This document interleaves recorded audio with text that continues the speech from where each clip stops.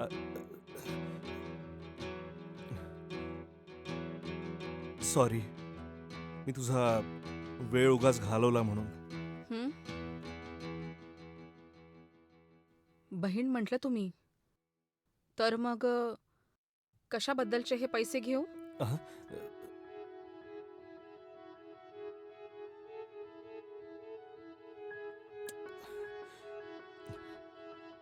बहीण म्हणून all the best.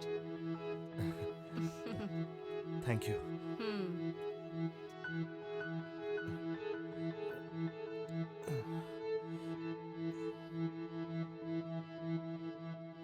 हम्म.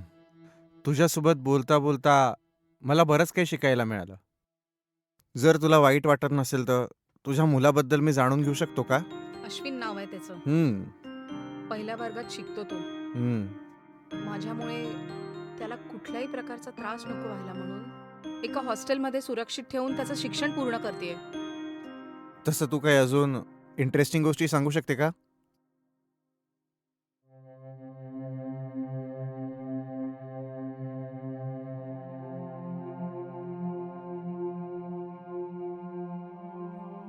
हां. हो.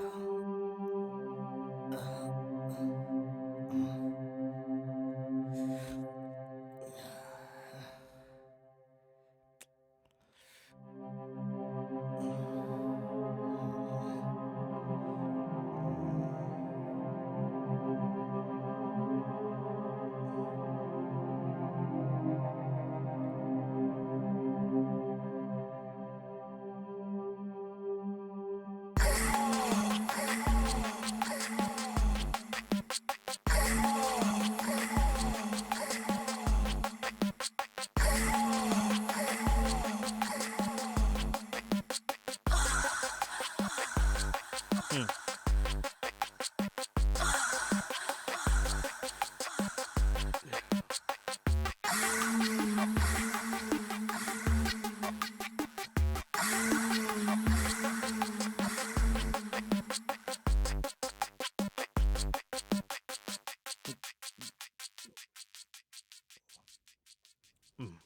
हं. हं?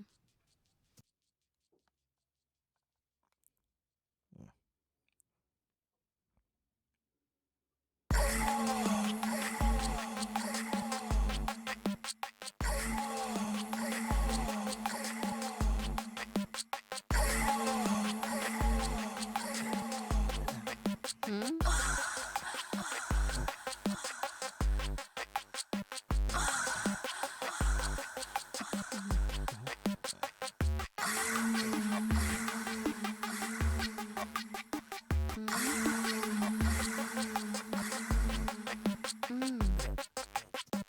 हं.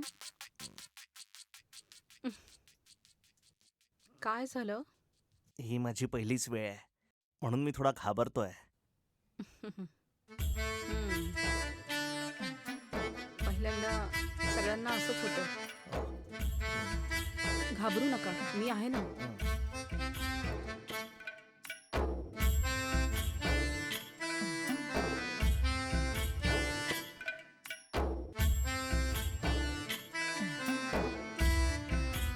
तुम्हाला जे आवडेल तेच करू. हां. ठीक आहे?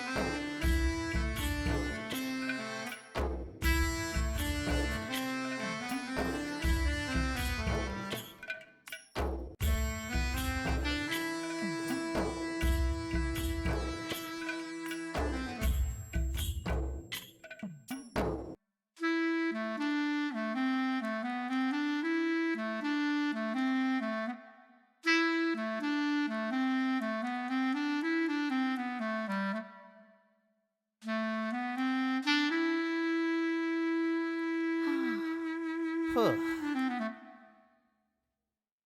काय झालं? तुम्ही पूर्णपणे खुश आहात ना? लहानपणापासून फक्त पैसे कमवण्यासाठी, सगळ्या सुखसुविधांसाठी धावपळ करत फक्त पैसेच कमवले. हां, जितके हवे होते त्याहून जास्तच कमवलेत मी आज. पण सगळं कमवल्यानंतर मागे वळून पाहिलं तर स्वतःसाठी जीवनसाथी शोधण्यात हारलो मी. आज माझं वय 45 आहे. आता तारुण्यही संपलं. तारुण्यात जे सुख घ्यायला हवं होतं ते सुद्धा निघून गेलं माझ्याकडून. आज माझ्याकडे पैसा अडका सगळं आहे, पण त्या सगळ्या पैशांचा एकही वारच नाहीये. मी तुझ्यासोबत मोकळेपणानं बोलू शकतो ना? विचारा ना. मी तुझ्यासोबत लग्न करू इच्छितो. तू माझी बायको होशील ना?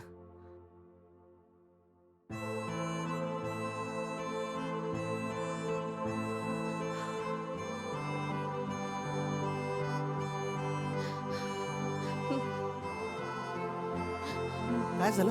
रडते कायस? काही चुकीचं विचारलं का? मी खूप खुश आहे. आपलं लग्न झाल्यावर आपले 2 मुलं होतील. रोज सकाळी उठून तुमच्या आधी तुमच्यासाठी गरम गरम नाश्ता तयार करेल.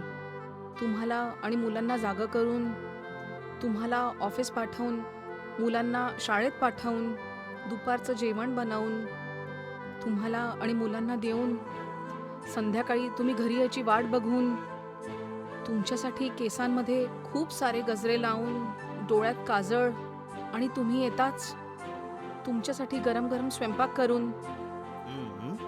तुमचं जेवण झाल्यावर तुमच्याच ताटात मी पण खाऊन, हम्म. जेव्हा तुम्ही झोपायला जाल तेव्हा तुमच्या पायांना दाबून, तुमच्या आवडीने सगळं करून, आणि मग आठवड्यात 1 दिवस तुमच्यासोबतच बाईकवर तुमच्या मागे बसून, तुम्हाला कच्च पकडून बीच, पार्क, थिएटर, प्रत्येक ठिकाणी लाईफ एन्जॉय करेल.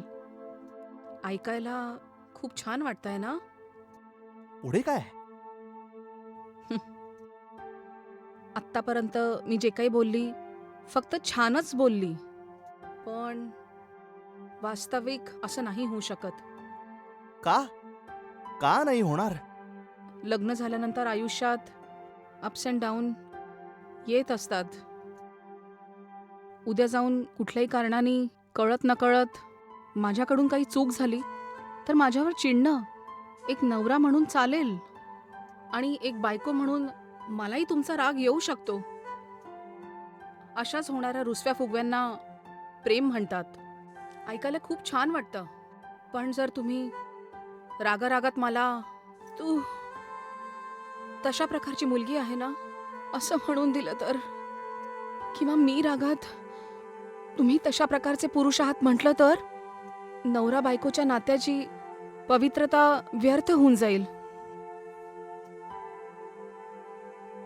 पण आज माझं मन भरून आलं. तुम्हाला मी इतकं सुख देऊ शकली की तुम्ही माझ्याशी लग्नाबद्दल बोललात. तुम्ही बोललेले ते शब्द माझ्या मनात नेहमी करता राहतील.